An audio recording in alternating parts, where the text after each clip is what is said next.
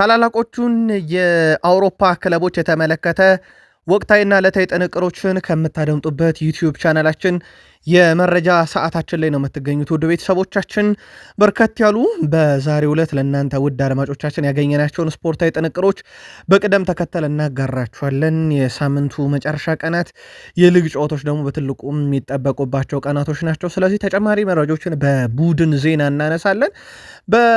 ቆይታችን ሀሳብ አስተያየታችሁን እያጋራችሁን ላይክ፣ ሰብስክራይብ፣ ሼር እያደረጋችሁ ከኛ ጋር እንደዚሁ እንደ ሁልጊዜ ቆይታ እንድታደረጉም በአክብሮት ጋብዘናል። በመረጃ ሰዓታችን በታላላቆቹ ክለቦች ባርሴሎና ቤት ትልልቅ ያገኘናቸው መረጃዎች አሉ። በተለይም ከሜሲ ጋርም በተያዘ ጭምር ትልቅ መረጃን አግኝተናል። ታደምጡታላችሁ። የሪያል ማድሪድ ከዋክብቶችን የተመለከተ ልዩ ጥንቅር ይዘናል። ሰፊውን ጊዜ እንወስድበታለን። ከዛ ውጪ በአውሮፓ ትልቆቹን ክለቦች ትልቆቹን ተጫዋቾች የተመለከተ ጥንቅር ይዘናል። ከሮናልዶ ጋር በተያዘ ተጨማሪ መረጃዎችን ስላገኘን ለእናንተ ውድ አድማጮቻችን እንዲሁ በመረጃ ሰዓታችን የምናጋራችሁም ይሆናል። በእንግሊዝ ፕሪሚየር ሊግ የመረጃ ሰዓታችን በርከት ያሉ ስፖርታዊ ጥንቅሮችን በታላላቆቹ የፕሪሚየር ሊግ ክለቦች ዛሬም ለእናንተ ውድ አድማጮቻችን ይዘናል። በቅደም ተከተል የምናደርሳችሁ ይሆናል። ከዛ ውጭ በፕሪሚየር ሊጉ ከታላላቅ ክለቦች በሲቲ በኩል 3 ዓመት የሞላውን 115 ክሶች ጉዳይ እናነሳዋለን። ዛሬ በሊቨርፑል የመረጃ ሰዓታችን የሆነ የተለየ ነገር ይሰማኛል እያለን ነው። አምበል ቨርጅል ቫንዳይክ ምን የሚለው እንነግራችኋለን። ስሎት ምን የሚቸግረን ነገር የለም ብለዋል። የእሳቸው ቡድን በቁመተ መለሎ የተሞላ ነው ከአዲሱ ፈራሚያቸው ጭምር ሁጎ ኤኪቲኬና ያችን የፍሎሪያን ቬርዝን አንድ ምሽት እናስታውሳችኋለን። ተጨማሪ መረጃዎችን ይዘናል። ምናልባት ከዚህ ጨዋታ ጋር በተያያዘ ግን አንድ ለየት ያለም ግጥምጥሞች እናነሳለን። የመረጃው ግጥምጥሞች ደግሞ ሞር ለአርሰናል ጠቃሚ ይሆናል ተብሎ ይታሰባል። በአርሰናል የመረጃ ሰዓታችን የቡድኑ ወሳኝ ተጫዋች ዴክላን ራይስን እንዲሁም ከጉዳት ጋር በተያዘና በአርሰናል በኩል ቀጣዮቹን 5 ጨዋታ እንመለከታቸዋለን። በአርሰናል የአሰልጣኝ ስታፍ አባላት ውስጥ ይካተታል ስለተባለውም ተጫዋች አሁን እየወጡ ያሉ ተጨማሪ መረጃዎች አሉ፣ እንመለከተዋለን። በአርሰናል የመረጃ ሰዓታችን በማንቸስተር ዩናይትድ በኩል ማይክል ካሪክ እና በተጫዋቾቹ መካከል ያለው ግንኙነት እንዴት ያለ ነው? የዘ አትሌቲክ መረጃ እናነሳለን። ካዝሜሮም አመስጋኝ ሆኖ ብቅ ብሏል። ማንቸስተር ዩናይትድ እና ጆናታን ውድጌትን እናነሳለን። ስቲቭ ሆላንድን በተመለከተ ተጨማሪ መረጃዎችን ይዘናል። ማንቸስተር ዩናይትድ ቤት እነ ጆይል እና አብርሃም ግሌዘር ያሳሰባቸው ነገር አለ። የዩናይትድ ደጋፊዎችን ብሽቅ አድርጓል ያሳሰባቸው ነገር። ከዛ ውጪ በቡድን ዜና በርካታ መረጃዎችን ነው የምናነሳው። ወደኋላ መለስ ብለን 1999 እንደገና 68 ዓመታትንም ወደኋላ እንመለሳለን። 1958 ዓመተ ምህረት ድረስ እንጓዛለን። በምክንያት ነው። የዩናይትድ ደጋፊዎች ሰፊ መረጃ ይዘናል። አብራችሁን ትቆያላችሁ። ለሀሳብ አስተያየታችሁ ሁልጊዜም አመስጋኞች ነን። ስፖርታዊ ጥንቅሮቻችን ተጀምረዋል። መልካም ቆይታ ተመኘን። ላሚን ያማል ስለ ባሊዮንዶር ሽልማት ተጠይቆ ነበረ። ብዙ ትኩረት እያደረገበት እንዳልሆነ ተናግሯል። እኔ አሁን ስለ ሽልማቶች ብዙ እያሰብኩኝ አይደለም፣ ይልቁንም እያሳሰበኝ ያለው ነገር ከባርሴሎና ጋር የምናሳካቸው ዋንጫ ብዛቶች ነው ብሏል። ከዛ ሁሉ ነገር ይመጣል ብሏል። ለአብነት ያክል ዘንድሮ ከባርሴሎና ጋር የማሳካቸው ዋንጫዎችና በቀጣይ ደግሞ ከብሔራዊ ቡድኑ ጋር የማሳካቸው ዋንጫዎች ናቸው የእኔ ቀጣይ ትኩረቶቼ ብሏል። የሜሲ አልጋ ወራሽ ሆኖ 10 ቁጥርን ለብሶ በባርሴሎና ቤት በጣም አስደናቂ ጅማሮ ላይ የሚገኘው ላሚን ያማል ባለፈው የባሎንዶር ሽልማት ላይ ከኦስማን ዴምቤሌ በመቀጠል ሁለተኛ ሆኖ እንዳጠናቀቀ እናስታውሳለን። የተጠበቀውም ተጫዋች ነበረ በወቅቱ። በእርግጥ ባርሴሎና በአመቱ መጨረሻ ያሳካቸው ነገሮች እና ፓሪስ ሰን ዠርሜን ያሳካቸው ነገሮች መካከል ልዩነት እንዳለ በደንብ የገባው ይመስላል እና እሱ ከሽልማቱ ይልቅ የቡድን ስኬት ላይ ትኩረት እያደረግኩ እገኛለሁ ብሏል። ከሜሲና ከባርሴሎና ጋር በተያያዘ በስፋት እየወጡ ያሉ መረጃዎች አሉ። በዛሬው ዕለት አንደኛው ሊዮኔል አንድሬስ ሜሲ ወደ ባርሴሎና ይመለሳል፣ ግን የሚመለሰው በምን አይነት መንገድ ነው በሚለው ጉዳይ ላይ ማርካ ማረጋገጫ አላገኘውም ብሏል። ዛሬ ማርካ በሰበር ይዞት የወጣው መረጃ ነው። በነገራችን ላይ ሜሲ ግን እንደሚመለስ አረጋግጧል። ከዛ በኋላ ማርካ ሌላ ተጨማሪ ይዞት የወጣው መረጃ ይህንን ሜሲ ወደ ባርሴሎና እንደሚመለስ ካረጋገጠ በኋላ አንድ ይዞት የወጣው መረጃ በቀጣይነት በሚደረገው የፕሬዝዳንትነት ምርጫ ሂደት ላይ ግን በምንም አይነት መንገድ እሱ እንደማይሳተፍ አረጋግጧል። ግን ሜሲ ወደ ባርሴሎና ይመለሳል። ወደ ቤተሰቦቻችን ኮንትራት አለው በኢንተር ማያሚ እስከ 2028 የሚያቆይ ኮንትራቱ በእርግጥ ውስጡ ብዙ መዘርዝሮች አሉት። መልቀቅ የሚችልበት፣ ከክለቡ መሰናበት የሚችልበት ብዙ አማራጮችን ያካተተ ነው። ከዚህ ጋር በተያያዘ በቀጣይ አዳዲስ ጉዳዮችን በሜሲ በኩል ልንሰማ እንችላለን። በተለይም የባርሴሎና ጉዞን ተከትሎ መቼ ነው የሚመለሰው፣ በምን ሙያ ነው የሚመለሰው ወይም በምን ዘርፍ ነው የሚመለሰው በሚለው ምርጫው ላይ ግን እንደማይሳተፍ በየትኛውም መንገድ እንደማይሳተፍ ማርካ አረጋግጫለሁ ብሏል። ባርሴሎና ፖላንዳዊን የ37 ዓመት አጥቂ ሮቤርት ሌዋንዶስኪን ኮንትራት በተመለከተም ቀጣይ የመጨረሻ ውሳኔዎችን ይወስናሉ ተብሏል። ከዚህ ቀደም እንግዲህ ሆላንዳዊ አጥቂ በእድሜ መግፋቱ ምክንያት በባርሴሎና ላይ ቀጥል እንደሚችልና ባርሳም ኮንትራቱን የማራዘም ፍላጎት እንደሌለው መረጃዎች ሲወጡ እንደነበረ ነው መረጃዎቹ እየወጡ የሚገኙት። ተጫዋቹ አሁንም መቆየት ይፈልጋል። ደሞዝ ለመቀነስ ቀድሞውኑ ከውሳኔ ደርሷል። ስለዚህ የቀረው ነገር በባርሴሎናና በተጫዋቹ መካከል የሚደረገው ድርድር ነው። ምናልባት ባርሴሎናዎች ካለባቸው የፋይናንስ ችግር አንጻር ቀጣዩንም ዓመት ከእሱ ጋር ለማሳለፍ ሊገደዱ ይችላሉ የሚሉ መረጃ ነው ሞንዶ ዲፖርቲቮ ይዞጣው። በዘንድሮ ውድድር ዓመት በላሊጋ 9 ግብ ሲያስቆጥር 2 ለግብ የሚሆኑ ኳሶችን አመቻች ተቀብሏል። ብዙ ጨዋታዎችን እየተጫወተ አይደለም። በጉዳትም በሃንሲ ፍሊክን በኩል ተቀያሪ ወንበር ላይ ብዙ ጨዋታዎችን እያስቀመጡት ነበረ እና በእነኚህ ትንሽ ቁጥር ጨዋታዎች ነው ይህንን የግብ መጠን ያስመዘገበው። ግን የቆይታው ነገር 100% እርግጥ አይደለም። ባርሴሎና ውሳኔያቸውን ቀይረው 1 ዓመት ሊያቆዩ የሚችሉበትም እድል አለ። በተከታታይ መረጃ ጉዳዩን እያጠራ ነው እንሄዳለን። የማድሪድ ኮከቦችን እናንሳ። የፊፋ ፕሮ ምርጥ 11 ውስጥ ኬሊያን እምባፔ እና ጁድ ቤሊንግሃም እንደተካተቱ ይታወቃል። ሽልማታቸውን ተረክበዋል። በነገራችን ላይ በትላንትናው ዕለት ከዚህ ጋር በተያዘ በዛው የጁድ ቤሊንግሃምን ጉዳይ እናንሳው። ከሰሞኑ በጣም አነጋጋሪ ሆኖ ጥያቄዎችም ሲመጡልን ነበር። ጉዳት ላይ እንዳለ ይታወቃል። ገና ይቀረዋል፣ ከጉዳት አልተመለሰም። አሁን ትልቁ ጉዳይ ከሪያል ማድሪዱ ኮከብ ጁድ ቤሊንግሃም ጋር በተያዘ በእንግሊዝ ብሔራዊ ቡድን ውስጥ የቋሚነት ዋስትናውን አጥቷል። ቱሄል አዲሱ የአናብስቶቹ አሰልጣኝ ቶማስ ቱሄል የቤሊንግሃም ብቃት በአስቸኳይ ካልተሻሻለ በዓለም ዋንጫው ላይ ዋስትና እንደማይሰጡት ለሱ ብቻ ሳይሆን ለበርካታ ተጫዋቾችም አረጋግጠዋል። የእሳቸው ተመራጭ ሆኖ ሞርጋን ሮጀርስን እየተመለከት ነው። የቪላውን ተጫዋች በተለይ ሞርጋን ሮጀርስ በአስደናቂ ብቃቱ ቀጥሏል። አሁንም በአስቶን ቪላ ቤሊንግሃም በጉዳት ምክንያትም ያ ብቃቱን እያየን አይደለም። በተለይም ከክለቦች ዓለም ዋንጫ ጀምሮ ያ የተከሻ ቀዶ ሕክምናን በጣም ዘግይቶ ማድረጉ በእግር ኳስ ሕይወቱም ላይ ስጋትን ፈጥሯል እየተባለ ይገኛል። የሪያል ማድሪድ ኮከብ በእንግሊዝ ብሔራዊ ቡድን አሁንም የቋሚነት ዋስትናው እንደሌለን የተረጋገጠው። ሮናልዶ የሪያል ማድሪድ በነገራችን ላይ ምንጊዜም ከፍተኛ ግብ አስቆጣሪነቱ አሁንም በእጁ ነው ያለው። ተከታዮቹ ሁሉም የሉም እና የሮናልዶ ሪካርድን ለመስበር ኬሊያን ምባፔ ናቸው እንግዲህ በቀጣይ እየተጠበቁ የሚገኙት። ሮናልዶ 450 ግቦችን አስቆጥሯል። የምንጊዜም የሪያል ማድሪድ ከፍተኛ ግብ አስቆጣሪ ነው። ካሪም ቤንዜማ በ354 ከክለቡ እሱም ለቋል። ራውል 323 ጫማ ሰቅሏል። አልፌሬዶ ዴ ስቴፋኖ የሉም። ሳንታሊና የቀድሞ ተጫዋች ናቸው የሉም። እነኚህ ተከታዮቹም የሉም በሪያል ማድሪድ እና የሮናልዶ ሪካርድን ለመስበር ብቸኛው የተሻለ አማራጭ ያለው ኬሊያን ምባፔ ነው። በእርግጥ አንዳንድ ቁጥሮችን እያሻሻለ ነው። የምንጊዜም የሪያል ማድሪድ ከፍተኛ ግብ አስቆጣሪነት ሪካርዱ እንደተያዘ ነው። ያው 41ኛ ዓመቱን ምክንያት በማድረግ ሰሞኑን ተከታታይ መረጃ እያጋራናችሁ እንደሆነ ይታወቃል። ኤድሞላ ሉክማን የመጀመሪያ የስፔን ቆይታው ወይም ጅማሮ በጣም አስደናቂ የሚባል ነው። በግብና በአሲስት ነበር የጀመረው። ሪያል ቤትስን 5-1 አሸንፈው በኮፓ ዴላሬ ግማሽ ፍጻሜን ሲቀላቀሉ አትሌቲኮ ማድሪዶች። ኤድሞላ ሉክማን በእግር ኳስ ሕይወቱ 100ኛ ግቡ ነው በነገራችን ላይ ያስቆጠረው። 100 ግብ፣ 51 አሲስት፣ 151 የግብ አስተዋጽኦ አለው በእግር ኳስ ሕይወቱ። የአፍሪካ የዓመቱ ምርጥ ተጫዋች ተብሎ ተሸልሟል። ኤሮፕ ሊግን አሸንፏል። ካስታወሳችሁ ኤሮፕ ሊግን ያሸነፈው ኤድሞላ ሉክማን ከአታላንታ ጋር በውድድር ዓመቱ አንድም ሽንፈት ያልቀመሰው የዣቪ አሎንሶን ባየርና ሊቨርፑልን 3-0 ሲያሸንፉ ሃትሪክ ሰርቶን ይኸውም የውድድሩ ዋንጫ ባለቤት የነበረውና የማይረሳ ምሽት ነበረ ለሱ። ለማንኛውም በስፔን ጅማሮ በጣም አስደናቂ ይሆናል። በማለዳው ጥንቅራችን በቃል ስፖርት ዩቲዩብ ቻናል ስለ ተጫዋቹ ሰፊ መረጃ እንዳነደረስናችሁ ይታወቃል። ጀርመን ደርሰናል። ዴኒስ ኡንዳፍ በጣም አስደናቂው ተጫዋች በስቱትጋርት ቀጣይ ዓመት ያለምንም ጥርጥር ተረኛው ሴሪዮ ጉራሲ ይሆናል። ስቱትጋርት እንደዚህ አይነት ተጫዋችን አፍርቶ አሁን በቦሩሲያ ዶርትመንድ ይገኛል። ተረኛው ዴኒስ ኡንዳፍ ሆኗል።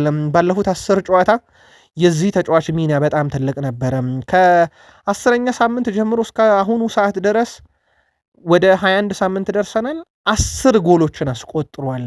ከነ ሃሪኬን ጋር በከፍተኛ ግብ አስቆጣሪነት ፉክክር ውስጥ ያለ ተጫዋች ነው። በእርግጥ በጣም የራቀ ቢሆንም ግን ቀጣይ ውድድር ዓመት ክረምት ላይ በተለይም በትልቁ በአውሮፓ ውስጥ የአጥቂ ፍላጎቶች ላለባቸው ክለቦች አማራጭ ሊሆን ይችላል ተብሎ ይታሰባል። ትልቅ ዝውውርም ይሆናል ተብሎ እየተጠበቀ ይገኛል። ስቱትጋርት ቤት በጣም ድንቅ ጅማሮን አሳይቷል። በሐሳብ መስጫ ሳጥናችን ላይ አንድ ጥያቄ እየተመለከትኩኝ ነበረ። የፖል ላቤሌ ፖግባን ቁጥር ሌላ ተጫዋች ለብሷት ተመለከትኩኝ የሚል ከሰሞኑ አንድ መረጃ ምናልባት ካስተዋላችሁ ፖል ላቤሌ ፖግባ በሞናኮ ቤት ህይወት ላይ ቀጥል ይችላል፣ ኮንትራቱ ሊቋረጥ ይችላል የሚል ዘገባ ሰርተንላችሁ ነበር። ተጫዋቹ ከአውሮፓ ሻምፒዮንስ ሊግ ስብስብ ውጪ ነው ያደረጉት። ጉዳት ላይ ነው የሚገኘው፣ እንደተሰበው አይደለም። በአጠቃላይ በ3 ጨዋታ የተሳተፈው በሶስቱ ጨዋታ 30 ደቂቃ በአማካኝ በአንድ ጨዋታ 10 ደቂቃ ተጫውቷል እንደማለት ነው። ጉዳት ተጫዋቹን ፈትኖታል። ለረጅም ጊዜ ከሜዳ መራቁም አንዱ ችግር ነበር። በእርግጥ ዩቬንቱስ ከሄደም በኋላ አንደኛው ችግሩ ከዩናይትድ ከወጣ በኋላ ካስተዋላችሁ ጉዳት ነበረ። ረጅም ጊዜ ጉዳት ላይ ነበረ በዩቬንቱስ በራሱ ከጉዳት መጥቶ ጥቂት ደቂቃዎችን ተጫወተ። ከዛ ተከሰሰ። 18 ወር ገደማ ከእግር ኳስ ራቀ። ቅጣቱን ጨርሶ መጣና ብዙ ከእግር ኳስ የራቀባቸው ጊዜዎች ነበሩ። አሁን የፊትነስ ችግር ሲደመር ጉዳት ከሞናኮ ጋር ያለውን እህል ውሃም ወደ ማብቂያው እንዲቀርብ አድርጓል። ከአውሮፓ ሻምፒዮንስ ሊግ ስብስባቸውም አስቀድመው ቀንሰውታል። የሳውዲ ባለስልጣናት ለክርስቲያኖ ሮናልዶ መልእክት ልከዋል። የሮናልዶ ነገር አሁን እያበቃለት ይመስላል። አንዳንድ ነገሮች ምናልባት በአልናስር ሊጫወት ይችላል። ጉዳዩ ግን ያመጫወቱ አይደለም። በአመቱ መጨረሻ ከአልናስር ጋር በሳውዲ ላይ ቆይ ይችላል እና ያ ተጽዕኖ ሊቀር ይችላል እየተባለ ነው። የውድድሩ ውሳኔዎች በማንኛውም ተጫዋች ፍላጎት መሰረት አይሆኑም። የተጫዋቾች ደረጃቸው ምንም ይሁን ምን ገደብ መታወቅ አለበት ይላሉ የሳውዲ ባለስልጣናት። ኮንትራቶች፣ ዝውውሮችና ስትራቴጂዎች በሳውዲ ፌዴሬሽን ውስጥ ወይም በስፖርት ውስጥ ባሉ አመራሮች የሚደረግ ሳይሆን በክለቡ በራሱ መዋቅር ነው የሚደረገው። ስለዚህ አንድ ተጫዋች ክለቡን ማጠናከር አለበት ብሎ ካመነ ክለቡን የራሱን ክለብ ነው መጠየቅ ያለበት ይላሉ።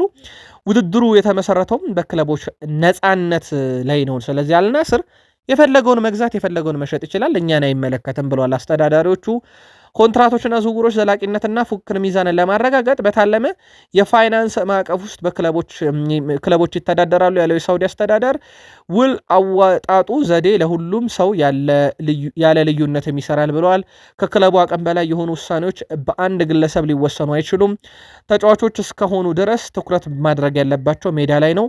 አመራሮቹ ናቸው እንደዚህ አይነት ጉዳዮችን መጨረስ ያለባቸው። ስለዚህ ሮናልዶ አርፎ ነው መጫወት ያለበት። ጉዳዩን የአልናስር ክለብ አመራሮች ናቸው መጨረስ ያለባቸው ብሏል። ያው ሮናልዶ ክለቤ ተጎድቷል፣ ክለቤ አልተጠቀምም፣ ይልቁንስ ፍትሐዊነት ይጎላል በሳውዲ እግር ኳስ ውስጥ አንዳንድ ክለቦች ዋንጫ እንዲበሉ እየታገዙ ነው፣ እኛ አልናስሮች እየተገለልን ነው የሚል ቅሬታን አቅርቦ አልጫወተም ማለት ይታወቃል። ከሰሞኑ ከዚህ ጋር በተያያዘ አንዳንድ የሳውዲ መገናኛ ብዙሃን አላማው የሮናልዶን የበላይነት እዛ ውስጥ መቆጣጠር ነው የተያዘው። ምክንያቱም አልናስር ዋንጫ ባነሳ ቁጥር የሳውዲ ፕሮሊግ ሁሉ ነገሩን ወደ አልናስርና ሮናልዶ ብቻ እንዲቆጣጠሩት ይሆናል በሚል ሸፍጥ እየተሰራ ነው የሚሉ ዘገባዎችንም ከሰሞኑ አውጥተው ነበር።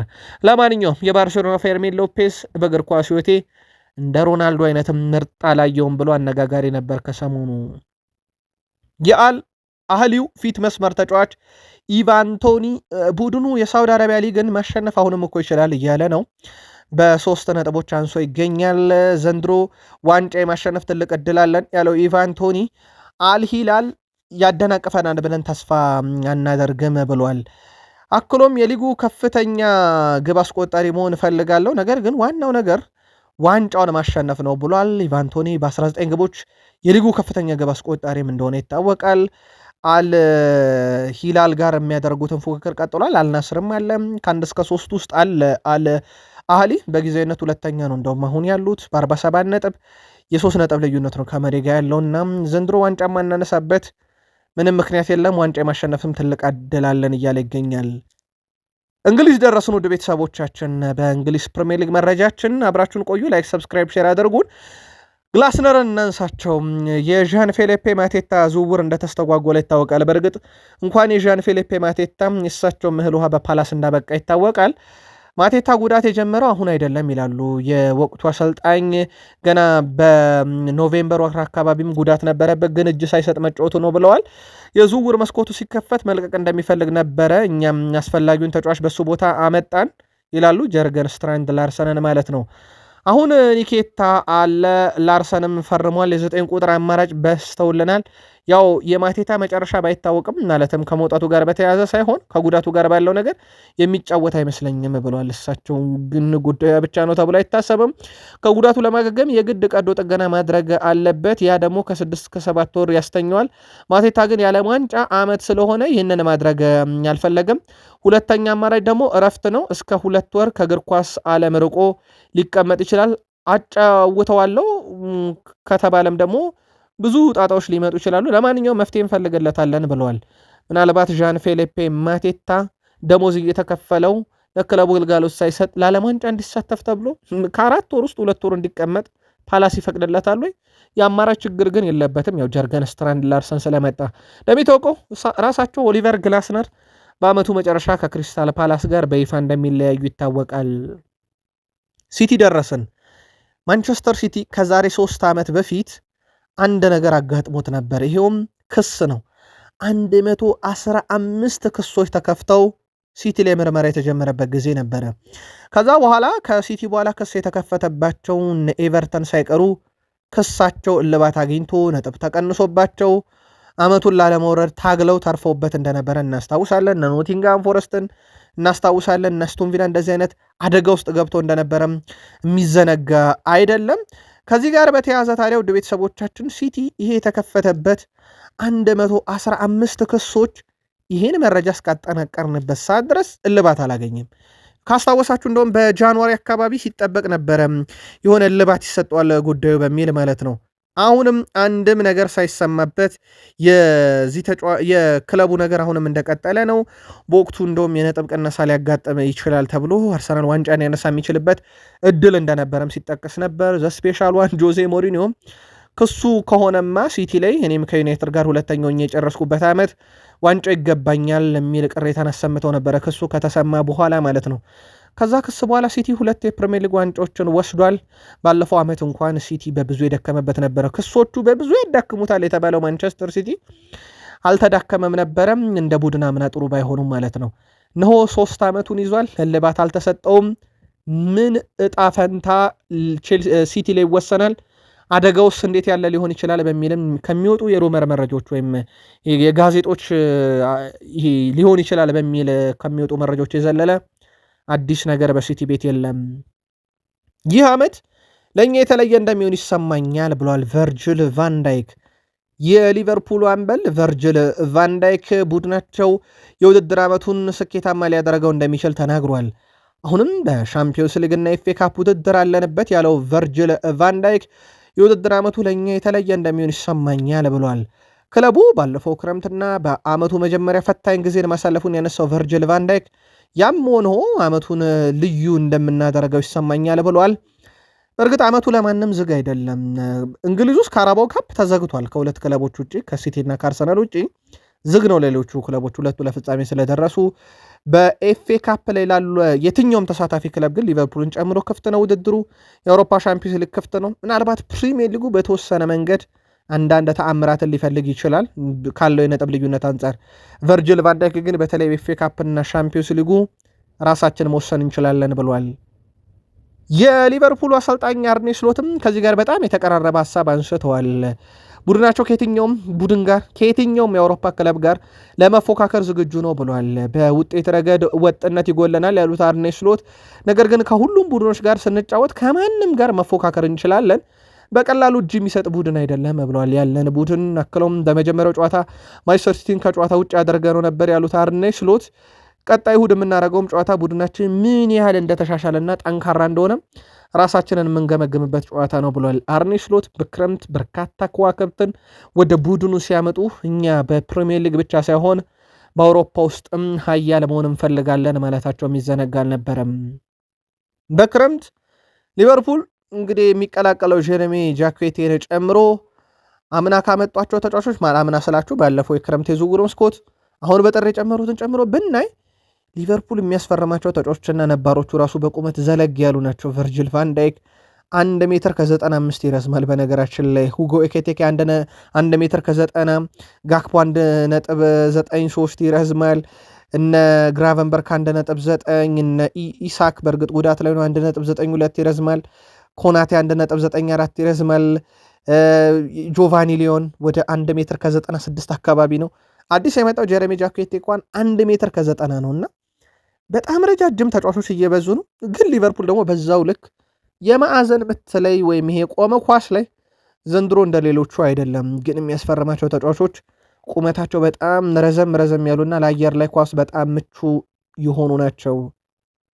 ሁጎ ኤኪቲኬን እናንሳ። ከነኚህ ቁመተ መለሎ የሊቨርፑል ተጫዋቾች እንዳልኳችሁ ወደ 1.9 ይረዝማል ሁጎ ኤኪቲኬ በ23 ዓመቱ ለሊቨርፑል በፕሪሚየር ሊግ 10 ጎል ማስቆጠር የቻለ ሁለተኛው ተጫዋች እንደሆነ ይታወቃል። ከማይክል ኦwen በመቀጠል ማይክል ኦwen በ21 ዓመት ከ138 ቀን ላይ ነበረ 2001 የውድድር ዓመት ላይ ያሳካው። አሁን በ2025-26 የውድድር ዓመት ላይ ሁጎ ኤኪቲኬ በ23 ዓመት ከ225 ቀን ላይ 10 የፕሪሚየር ሊግ ግቦች ላይ በፍጥነት ደርሷል። ከሰሞኑ አንድ ግብ አስቆጥሮ ነበረ ኒውካስል ዩናይትድ ላይ። በጣም የሚያስገርመው የሱ ማስቆጠር አይደለም። ይህንን ኳስ ከ7 የኒውካስል ተጫዋቾች መካከል ያቀበለው ፍሎሪያን ቬርዝ ነበረ። ተጫዋቹ እንዴት እያደገ እንደመጣም በሊቨርፑል ማሳያ ነው። በሊቨርፑልም ጨዋታ የሁለቱ ጥምረት በትልቁ ይጠበቃል። የሁጎ ኤኪቲኬ እና የፍሎሪያን ቬርዝ።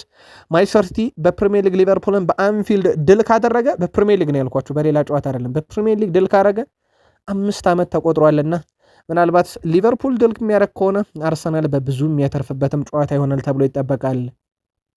ዴክላን ራይስ ምናልባት ለአርሰናል ከፈረመባትና ከተጫወተበት ዓመት ጀምሮ የዚህ ውድድር ዓመት በራሱ ፍጹም የተለየ ነው። ውድ ቤተሰቦቻችን በጣም አስደናቂ ውድድር ዓመት ከአርሰናል ጋር እያሳለፈ ይገኛል። በፕሪሚየር ሊግ 24 ጨዋታዎችን አድርጓል። በጣም የሚገርመው ነገር በፕሪሚየር ሊግ በእነኚህ 24 ጨዋታዎች ውስጥ ማለት ነው ውድ ቤተሰቦቻችን ከ7.2 በታች የለውም። ዝቅተኛው ሬቲንግ 7.2 ነው እሱ። ከዛ በኋላ 7.3 7.5 7.9 ከዛ 8 ቤት በብዛት አለው። 9.1 ሬቲንግ የተሰጠበት ጨዋታ አለ። ዴክላን ራይስ ወደ አርሰናል ሲመጣ ታስታውሱ እንደሆነ ለሲቲ ለመፈረም ሁሉንም ነገር አቅርበውለት ነበረ። በኋላ ላይ ሚኬል አርቴታ ካሳመኑት በኋላ ነው ወደ ቡድኑ ያመጡት። በወቅቱ ያው የስፖርቲንግ ዳይሬክተሩ የአሁኑ አንድሪያ ቤርታ አልነበሩም። ማይክል አርቴታ በነ ኤዱ ጋስፐር በሚመራው ስፖርቲንግ ዳይሬክተር ውስጥ ፈላጭ ቆራጭ ማይክል አርቴታ ነበረው በወቅቱ። የእሳቸው ፍሬ ውጤት ነው። በአርሰናል ቤት ግን አስደናቂ የውድድር ዓመትን እያሳለፈ ነው። ከጉዳት ጋር በተያዘ ምናልባት የዩሊያን ቲምበርን ጉዳይ እንከታተለዋለን ብያችሁ ነበረ። ዛሬ ልምምድ ማዕከል ተመልክተነዋል። ልምምድ ሲሰራ ግን አይደለም፣ ወደ ልምምድ ማዕከሉ ሲገኝ ነው። በእርግጥ የተለመዱ ነው። ጉዳት ላይ ያሉ ተጫዋቾች በልምምድ ማዕከል ሊገኙ ይችላሉ። ትላንትና በልምምድ ወቅት አልታየም። ምናልባት ጫና ለመቀነስ ከስካይ ስፖርት የ15 ደቂቃ ቀረጻ ለመጠበቅ ነበር ትላንት ልምምድ ያላሰሩት የሚለው ጉዳይ ግልጽ አይደለም። በእርግጥ እሳቸውም ዛሬ ጋዜጣዊ መግለጫ ይሰጣሉ። አሁን ከጥቂት ደቂቃዎች በኋላ በቀጣይ መረጃ ሰዓት የምናካትተው ማለት ነው። እዛ ላይ እንሰማዋለን፣ ጉዳዩን እናጠረዋለን። ቀጣይ አርሰናል ጨዋታም በዋንጫ ፍክሩ ላይ እያንዳንዱ ወሳኝነት ስላለው የእሱም ጉዳይ በትልቁ ይጠበቃል። አርሰናል በቀጣይ እንግዲህ የሚያደርጋቸውም ጨዋታዎች ውስጥ ከ5ቱ 4ቱ ፕሪሚየር ሊግ አንድ የኤፍኤ ካፕ መርሃ ግብር ይጠብቀዋል። ሰንደርላንድ ጋር ይጫወታል በፕሪሚየር ሊግ ቀጣይ ከብሬንትፎርድ ጋር ይጫወታል በፕሪሚየር ሊጉ። ከዛ ከዊጋን ጋር በኤፍኤ ካፕ ያው ኤፍኤ ካፕ እንደምታውቁት በሳምንቱ አጋማሽ ሳይሆን በሳምንቱ መጨረሻ ቀናት ቅዳሜና እሁድ የሚደረግ ውድድር ነው። ከዛ ከወልቭስ ይጫወታል። ከወልቭስ ጋር ደግሞ በፕሪሚየር ሊግ ነው። ከዛ ከቶትናም ጋር ይጫወታል። ሳካ ምናልባት መቼ ይመለሳል የሚል ጥያቄ በተደጋጋሚ እየመጣልን ነው። የሰንደርላንድ፣ የብሬንትፎርድ፣ የዊጋን፣ የወልቭስ ጨዋታ ሊያመልጡት የሚችሉበት እድል ካለ የቶትናሙ ጨዋታ ላይ ግን ከነሙሉ ብቃቱ አርሰናሎች እናገኘዋለን ብለው እየጠበቁ ይገኛሉ። እነዚህ ጨዋታዎች ሁሉም ለአርሰናል በጣም ጠቃሚ ናቸው። ምናልባት እዚሁ ላይ ለመጨመር ከኦክስሌድ ቻምበርሊ ጋር በተያዘ በቀጣይ የአሰልጣኝ ሚኬል አርቴታን የቡድን የአሰልጣኝ ስታፍ አባል ይቀላቀላል ተብሎ እየጠበቀ ነበር። አሁን ግን እስከ ውድድር ዓመቱ መጨረሻ ምናልባት ወደ ሴልቲክ አመርቶ የውድድር ዓመቱን በዚያ ሊያጠናቅቅ ይችላል እየተባለ ስለሆነ በቀጣይ መረጃ ሰዓታችን የሚኬል አርቴታን ጋዜጣዊ መግለጫ ስንነግራችሁ አብረን በዛው የዚህን ተጫዋች ጉዳይ የምናነሳም ይሆናል። ውድ ቤተሰቦቻችን በፕሪሚየር ሊግ የመረጃ ሰዓታችን የዩናይትድን መረጃ የምናጋራበት ሰዓት ላይ ደርሰናል። በማንቸስተር ዩናይትድ ማይክል ካሪክ ከመጣ በኋላ ነገሮች ሁሉ ተቀያይረዋል። ተጫዋቾችም ካሪክን ፍጹም ያምኑታል ብሏል ዘ አትሌቲክ። የማንቸስተር ዩናይትድ ተጫዋቾች በካሪክ ውሳኔዎች ላይ በሙሉ ደስተኛ ናቸው ተብሏል። ይህም የሆነው አንድም ካሪክ ካለው የተጫዋችነት ልምድ ሲሆን አንድም ደግሞ ከእሱ ጋር ባለው ግልጽነት ነው ተብሏል። እገዛ ለሚፈልጉ ተጫዋቾች ቀርቦ እንደሚያናግራቸውም ሲዘገብ ለማይሰለፉም ተጫዋቾች ውሳኔውን በግልጽ እንደሚያስረዳ ተናግሯል። ከተጫዋቾቹ ጋር የተለየ የመቆጣጠር ስሜትም የለም ተብሏል። ይሄ መልበሻ ክፍሉን በተለየ መንገድ መቆጣጠር ከኔ ትዕዛዝና ከኔ ፊሽካ ውጪ የሚል ነገርም የለምና ያም ለተጫዋቾቹ ምቾት ሰጥቷል። ሁሉም በግልጽ የፈለገውን እንዲናገር ይፈቅዳል። አንድ በአንድም ተጫዋቾች በግል ያናግሩታል። የሚጫወቱትንም ተቀይረው የሚገቡትንም ሁሉንም በእኩልነት ያስተናግዳል። ያም መልበሻ ክፍሉን ፍጹም አረጋግቶታል። በሁሉም ተጫዋቾች ዘንድ ተቀባይነት አግኝቷል ይላል የዛ አትሌቲክ ዘገባ። ከካዜሜሮ ጋር በተያዘ አመስግኖታል ማይክል ካሪክን። አንጋፋው የማንቸስተር ዩናይትድ የአማካይ ስፍራ ተጫዋች ካርሎስ ካዜሜሮ በካሪክ ስር ካደረጋቸው ጥቂት ጨዋታዎች በኋላ ካሪክን አመስግኖታል። ዳግም የእግር ኳስ ተጫዋችነት ስሜት እንዲሰማኝ ያደረገ ሰው ብሎታል። በእርግጥ በሊቨርፑል የቀድሞ ተጫዋች ጄሚ ካራገር እግር ኳስ ሳትተው እባክተዋት የተባለው ተጫዋች አሁን የተወደሰው የተመሰገነው በዚሁ በማይክል ካሪክ ስር በሰልጠን ከጀመረ በኋላ ራሱ ጄሚ ካራገር በስካይ ስፖርት ላይ ቀርቦ አሁን ጋዜጠኝነት ሳይተውህ አንተ ራስህ ቶ ብሎ እኔን መውቀስ የሚችልበት የብቃት ደረጃ ደርሷል ብሎ ካዜሜሮ እንዳወደሰው ይታወቃልና ዳግም የእግር ኳስ ተጫዋችነት ስሜት እንዲሰማኝ ያደርጓል ብሎታል ካሪክን። ካዜሜሮም በትልቅ ዋጋ ያለው ተጫዋች እንድሆን ያደረገኝ ካሪክ ነውና ካሪክን በጣም አመሰግናለሁ ብሏል። ምናልባት ቀጣይ መዳረሻውን ሁላ እንዲያምር ያደረገ ጊዜን እያሳለፈም ይገኛል። ሃሪ ማጓየር ስለ ጆናታን ውድጌት ሀሳቡን አጋርተዋል። ውድጌት ምርጥ ተጫዋች ነበር በተጫዋችነት ዘመኑ፣ እዚህም የመጣው አዲስ ነገር ይዞ ነው፣ ለቡድኑም ለልምምዱም ብዙ ጉልበት ጨምሯል ብሏል። የካሪክ የአሰልጣኝ ስታፍ አባል እንደሆነ ይታወቃል ጆናታን ውድጌት።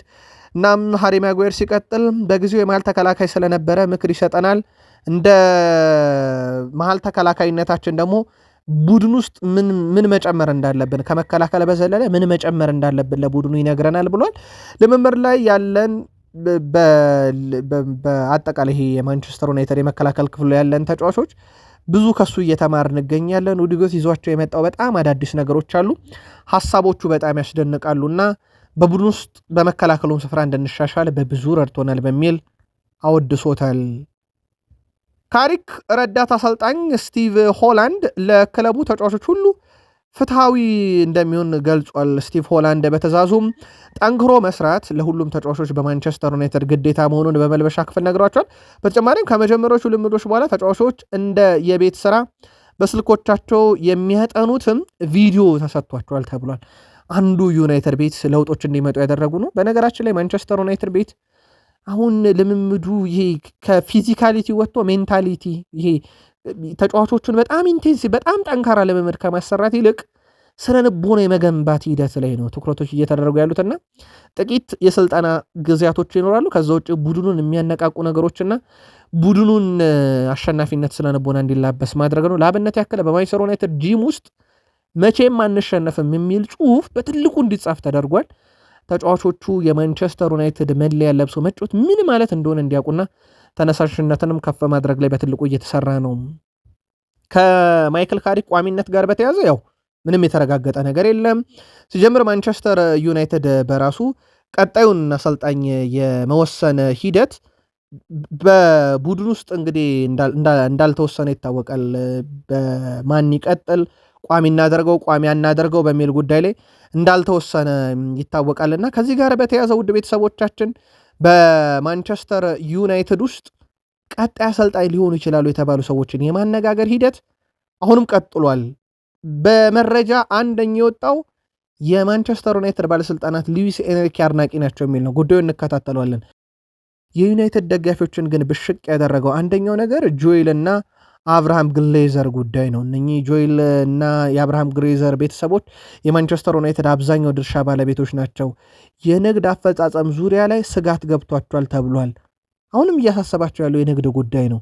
የዩናይትድ ደጋፊ እያሳሰበ ያለው ክለቡ ሜዳ ላይ የሚያስመዘግበው ውጤትና ክለቡ በቀጣይነት ዋንጫ በማንሳት ሂደት ላይ ከፉክክር ጋር በተያያዘ ነው። ውድ ቤተሰቦቻችን በጣም እያሳሰባቸው ያለው ጉዳይ ከዚህ ጋር በተያያዘ የነኚህ ሰዎች ጉዳይ ግን በጣም እያሳሰባቸው ያለው የንግድ ጉዳይ ነው ተብሏል። ይሄም ዩናይትዳውያንን በብዙ ያበሳጨ ብሎታል አትሌቲክ። ሰዎቹ ዩናይትድ ቤት እስካለቀቁ ድረስ ለውጦች አይመጡም የሚሉ በርካታ ድምፆችም እንዲሰማ ያደረገ ጉዳይ ይመስላል። ሃይደን ሄቨን በዚህ ውድድር ዘመን በማንቸስተር ዩናይትድ ቤት ጊዜያቶችን እድሎችን አግኝቷል። ግን አንዳንድ የሰራቸው ስህተቶች በዩናይትድ እና ሃሪ ማጓየር ዳግም እድሉን እንዲያገኙ ረድቷቸዋል። ምናልባት በብቃት መሻሻል ራሱን በደንብ የማያሳይ ከሆነ እድሎችን ለማግኘት በጣም ሊቸገር ይችላል እየተባለ ነው። ተጫዋቹ ግን እድል አግኝቷል። በሩበን አሞሪም እድል አግኝቷል። በዳረን ፍሌቸርም የተወሰኑ እድሎችን አግኝቷል። ግን አሁን ላይ ሞር ሌሃንድሮ ማርቲኔዝ ከጉዳት አገግሞ ሙሉ ፊትነስ ላይ መገኘት፣ ሃሪ ማጓየር መገኘት፣ ምናልባት ማቲያስ ዴላይት ከተመለሰ በራሱ ከኳሊቲው አንጻር የመጫወቻ ደቂቃ ሊያጣ ይችላል እየተባለ ነው። ሃይደን ሄቨን የማንቸስተር ዩናይትድ ግን በቡድን ውስጥ በጣም ወሳኝ ተጫዋች ተደርጎ የሚታይም ነው። ዋይኒ ማርክ ሩኒ ልጁ በዩናይትድ ቤት እንዳለ ይታወቃል። በአካዳሚ ውስጥ ይገኛል። ካይሩኒ ይባላል። በማንቸስተር ዩናይትድ የ1 ዓመት የሙከራ ውል እና 50,000 ዩሮ ዓመታዊ ክፍያ ቀርቦለታል ተብሏል። ተጫዋቹ ይህንን ውሳኔ በተመለከተ ወይም የቀረበለትን ኮንትራት እስካሁን አልወሰንም። የዋይኒ ማርክ ሩኒ ፍላጎት ልጁ በማንቸስተር ዩናይትድ እንዲጫወትለት ነው። ምናልባትም ከአባቱ ጋር ተወያይቶ በቀጣይ ውሳኔው የሚጠበቅ ይሆናል። ሌላ ግን አንድ መረጃ እንጨምርላችሁ ስለ ማንቸስተር ዩናይትድ ቆየት ብለን ወደኋላ መለስ ብለን ካገኘናቸው ውስጥ አንዳንድ ነገሮችን እናጋራችሁ። በ1999 ነው ወቅቱ ማንቸስተር ዩናይትድ ሀያል ከነበረባቸው አንደኛ ወቅት ነው። በተለይም ያ ባየር ሙኒክ ላይ ውጤት የቀለበሱበትን ዓመት አንረሳውም። 1999-2000 አካባቢ ልክ በዛሬዋ ቀን ግን ኦሊ ገነ ሶልሼር አንድ ያደረጋት ነገር ነበረ። ማንቸስተር ዩናይትድ ኖቲንግሃም ፎረስትን 8-1 በሆነ ውጤት ባሸነፈበት ጨዋታ ላይ 71ኛው ደቂቃ ላይ ነበረ ኦሊ ገነ ሶልሼር በሰር አሌክሳንደር ቻክማን ፈርጉሰን ተቀይሮ ወደ ሜዳ የገባው 71ኛው ደቂቃ። ውድ ቤተሰቦቻችን ከዛ በኋላ 80ኛው 87ኛው 90ኛውና 94ኛው ደቂቃ ላይ 4 ግቦችን አስቆጥሯል። በፕሪሚየር ሊግ ታሪክ የመጀመሪያው ተጫዋች ነው ተቀይሮ ገብቶ 4 ግብ ያስቆጠረ። ያው 71ኛው ደቂቃ ነው ተቀይሮ የገባው። ጨዋታው ሊያልቅ መደበኛ 19 ደቂቃ አካባቢ ሲቀር ነው የገባው። በ10 ደቂቃ ውስጥ እንግዲህ በመደበኛ 10 ደቂቃ ውስጥ 4 ግቦችን ያስቆጠረው ልክ በዛሬዋ ቀን 1999 ነበር። ዩናይትድ ቤት ሌላ አንድ የማይረሳው ነገር ልክ በዛሬዋ ቀን 1958 የካቲት 6 ወይም በፈረንጆቹ ፌብራሪ 6 1995 የሙኒኩ አደጋ አይረሳም። በጣም አሰቃቂው አደጋ ነው። ምናልባት በእግር ኳስ ካየናቸው በጣም አሰቃቂ አደጋዎች ውስጥ አንደኛው ነው የአውሮፕላን አደጋው ማለት ነው። በእርግጥ አደጋው ሊቀር የሚችልበት 100% የተረጋገጠ ጉዳይ ነበረ። ያው አንዴ ስለተፈጠረ ያው ሙት አይወቀስም ይባላል እንጂ አደጋው ሊቀርበት የሚችል በርካታ ውሳኔዎች ነበሩ። ምክንያቱም አውሮፕላኑ የቴክኒክ ችግር ገጥሞት ከሙኒክ አየር ማረፊያ እንደማይነሳ ተረጋግጦ ነበረ። ግን በሙከራ ነው ቀስቅሰው በግድ ነው ያስነሱት። ያው በግድ የተነሳቸውም አውሮፕላን ብዙ አልበረረችም። ከ68 ዓመት በፊት እነሆ በዚህች ዕለት የእግር ኳስን ዓለም ያስደነገጠ የሙኒኩ አደጋ ዩናይትድ ላይ ደረሰ።